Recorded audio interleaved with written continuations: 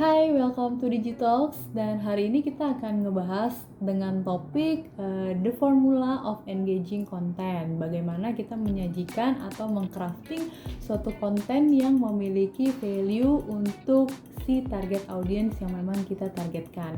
Ada 3 tips yang harus kalian perhatikan dan juga bisa kalian aplikasikan untuk membuat konten kalian menjadi lebih engaging kepada targeted audience. Yang pertama adalah be approachable dan lebih natural. Sebisa mungkin kita harus menyajikan konten yang autentik dan juga original, tapi tetap melihat dari sudut pandang si audiens sendiri. Jadi kita harus bisa tap in dengan audiens yang sekarang tuh aktivitasnya lagi seperti apa sih gitu, dan betul-betul kreativitas yang harus ditekankan di sini. Kemudian jangan lupa kita harus juga menyajikan konten untuk target audiens itu dengan kata-kata yang lebih nyaman atau relate tuh sama aktivitas kesehariannya mereka gitu. Contohnya misalnya sekarang itu kan lagi banyak-banyak kayak di rumah.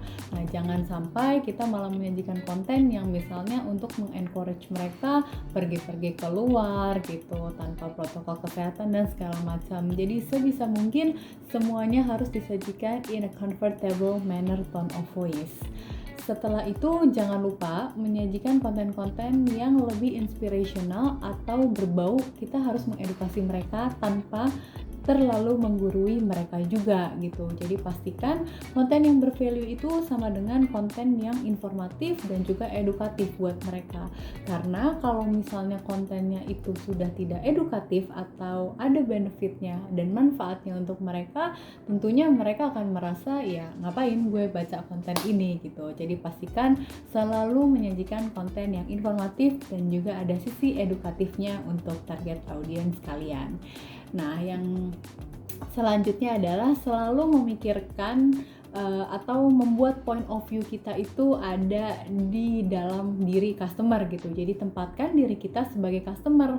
Kalau misalnya kita sebagai customer, kita sukanya tuh konten yang seperti apa sih gitu. Kita butuh konten yang seperti apa sih gitu. Sehingga kalau kita bisa berpikir dari point of view yang dimana sebagai posisinya itu customer, tentunya akan lebih genuinely appeal untuk mereka gitu. Dan pastinya kita juga bisa lebih berkomunikasi dengan lebih legit lagi untuk si target audience. Jadi pastikan selalu menempatkan diri kita sebagai konsumen yang ingin membaca konten tersebut.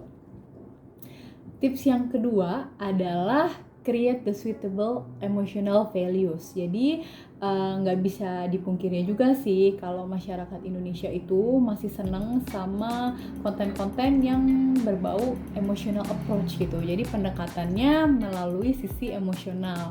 Nah, yang pertama kita tuh mesti ceritain tuh stories dari brand kita sebelum kita cerita tentang produk benefitnya.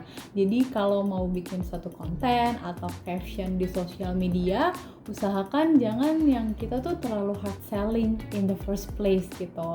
Jadi lebih enak kalau kita menyajikan stories brand kita pakai metode storytelling, baru setelah itu kita bubuhi atau menyajikan solusinya dengan brand kita, sehingga mereka akan lebih masuk dan juga akan lebih inline dengan ketika mereka membaca gitu.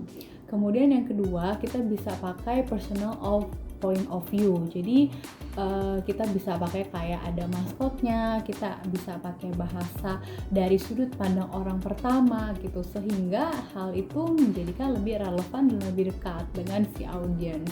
Nah, jangan lupa untuk selalu menjawab problem atau permasalahan dari konsumen yang tadi ujung-ujungnya solusinya menggunakan brand kita gitu. Yang pasti ketika kita berbicara tentang emotional value dan juga emotional approach, pastikan selalu bermain dengan emosi dari customer. Pasti kalian udah sering banget ya lihat beberapa brand yang menyajikan campaign dengan strategi emotional approach dan sampai sekarang masih diingat gitu dan cukup menjanjikan untuk brand tersebut kayak Ramayana, terus juga ada yang Tokopedia gitu, dan masih banyak lagi yang bisa kalian cari tahu. Yang ketiga adalah connect and involve in society. Di sini maksudnya kalian bisa banget tap in sama situasional yang lagi happening saat ini seperti apa. Misalnya lagi PPKM, terus juga nanti lagi apa nih yang happening gitu kan, udah banyak banget di sosial media yang bisa kalian cari tahu dan tap in dengan brand kalian. Yang pasti triknya di sini kalau mau tap in sama brand kalian, usahakan itu jangan menjadi bumerang untuk brand kalian gitu. Tetap selalu inline dengan brand kalian ya. Lalu biasanya konten-konten yang memang lebih atraktif, lebih interaktif, lebih tap in dengan trending konten itu sangat bagus untuk meningkatkan engagement di social media untuk brand kita. Selalu menjaga branding atau brand identity kita dengan apa sih yang lagi happening saat ini. Usahakan tidak tap in dengan negatif berita yang lagi trending seperti sara, politik dan sebagainya. So, itu tadi 3 tips untuk kalian yang ingin membuat konten di social media kalian menjadi lebih engaging. See ya on the next Digitalks.